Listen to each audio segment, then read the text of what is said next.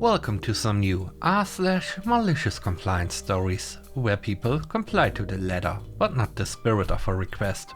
I hope you had a great day. Thanks for all the likes and comments on the last video. If you would like to support this channel, please hit the like button and consider subscribing if you enjoy the content. And now, let's start with the first story. It's called Permission for Everything. Once upon a time, I was a graphic designer. I had been working with a client for the last several days on designing their logo and business card. They had given me all their requests, colors, feeling, info, etc. I was about to send the last proof when my boss saw it. He suddenly wanted to change everything about it. It went from a nice cool palette to nauseous Mardi Gras colors. I told him this isn't what the client wanted. He said he knew better than me, so send it anyway. I sent his and mine. The client emailed back right away, asking why the crazy one was sent and that mine was good for printing. My boss got livid. He yelled and belittled me in front of employees and customers. I finally asked, politely, why did he hire me if he didn't trust my designs? Why did he praise me all the other times? His face turned red, and he said from now on I will need to get permission from him about everything I do. I made sure to ask, does that include font face, colors, text, spacing, etc. Yes. So I started calling him, incessantly, asking for permissions for everything. He sounded exasperated after the 10th call. I asked if this is what he meant. He said, oh yes, don't move your mouse without permission. The next day he had me working on a special project. He said to wait for him. He came in, asking why the computer wasn't on. I didn't have permission. He said to log in. So I did. He came back 10 minutes later. Why isn't Adobe open? I didn't have permission. I continued to do this for every decision, from opening a new file to creating the size, colors, etc. He was so mad after 2 hours that he fired me. I said, okay, and started to walk out. He said I had to finish first. I said, I'm not employed by you anymore. You fired me. 2 days later, he wrote a text that took 10 minutes to read, begging me to come back. He offered a 50-cent raise. I was promised $3 months beforehand. He then offered me to work from home with a free computer. I said no. Not soon after that, all the other employees left. Somehow, he is still in business. The next story is called Union Compliance. I heard the story at a union conference about 5 years ago. It was presented as one of the union victories for the year. There was a company that employed around 20 or so cleaners. The award agreement for the number of cleaners worked by square feet of floor space, number of toilets, number of hand basins, number of staff kitchens, bins, etc. Both union and management had got to the same number, and the staff was worked fairly. After a couple of years, new management takes over and stops using casual cleaners for backfill for leave, etc. This means each day they are basically short-staffed, not making the agreement terms. Then a couple of staff leave and are not replaced. Management started complaining that the place isn't up to standard, and customers had complained. They threatened the staff with punishment, etc. One of the cleaners calls the union, and the union calls an industrial dispute with the employer. In the dispute, the employer has nowhere to go on this.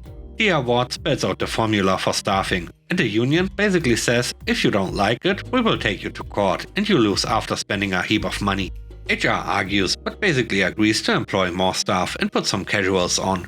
They say, well, it may take a few weeks to advertise an interview, etc. So you will have to be patient. There was a real feeling that they were not going to try too hard. The union says sure, on these conditions. You can no longer threaten punishment for work due to short staffing.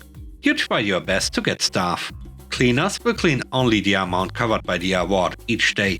And any complaints are to be given to the union, not the staff during this time. The third point becomes the sticking point, but HR agrees on the condition that cleaners make the customer side of the business a priority. It's agreed upon. The union left with the distinct impression HR will drag its feet on employing new staff. The union goes to the staff and says what happened, and the staff is unhappy about not getting staff immediately. The union organizer tells them that they only have to clean so much space, so they should focus on the customer side of the business.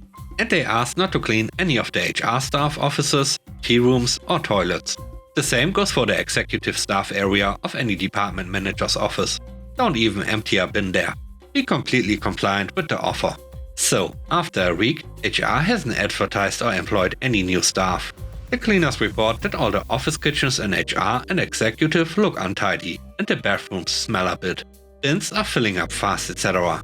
At the beginning of the second week, the union gets a phone call about cleaners not doing their work from HR. The union asks if the customer side is clean, and they agree that it is very clean. Well, the union says, this is our agreement. HR still doesn't advertise for jobs. By the end of the second week, the CEO asks the cleaners why the offices look terrible. The cleaners say, ring the union. There are complaints coming from everywhere in the company about the state of staff amenities, etc. So the CEO is unhappy. The CEO rings and organizes a meeting with the union for the next day. By this stage, the executive office bins are overflowing, the manager's offices are dusty. The bathrooms are far from clean, and since no cleaner has been in there is no soap or toilet paper. In the meeting, the CEO asks what is going on with your union members. The union organizer explains the deal with HR and the short staffing. The union organizer states that they have been completely compliant with what was asked. The CEO claims that he was unaware. The CEO is livid. HR rang and asked to explain. HR gets blasted and jobs get advertised that day. A deal is struck for overtime for any cleaner who will clean the offices of the executives. The union had the extra staff employed within 2 weeks, plus a casual pool. Some of the union members picked up some handy overtime money too. Every meeting with the company after that was highly productive for the union and the members. The last story is called Mortgage Compliance. I've been in the mortgage and related businesses for over 30 years. I know it very well. I've never liked Bank of America, especially their servicing division. This story happened a few years ago. I refinanced my mortgage through a mortgage broker, and to my aggravation, they sold the servicing rights to Bank of America. The entity that owns your loan is usually different from the one that you pay to service the loan.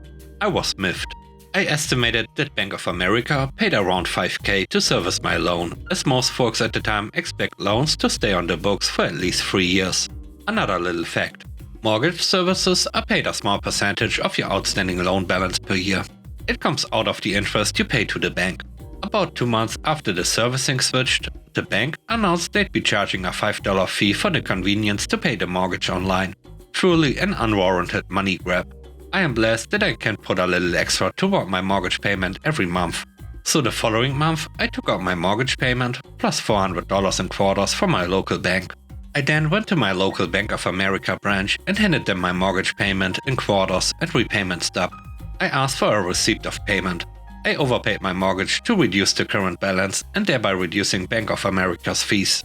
The nice branch manager said, you can write a check. You don't have to pay in coins.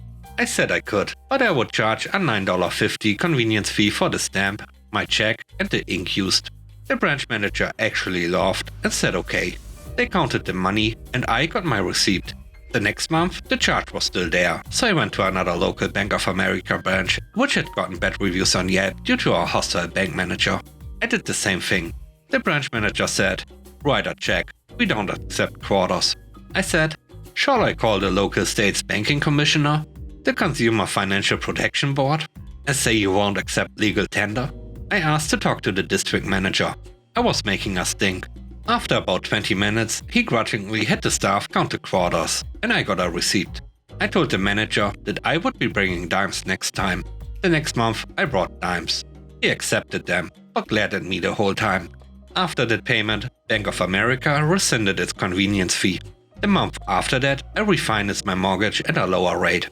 Bank of America got only roughly 6 months of fees for servicing. They expected it to last 3 years at a minimum, 5 years to be profitable. One of my proudest malicious compliance moments. And with that, we end today's video. Let me know what you think about the stories. On a scale of 1 to 10, how would you rate the stories and today's video? I hope you enjoyed the video. If you like what I do and want to support me, please subscribe and hit the like button. I hope you have a great day. Stay safe. Bye bye.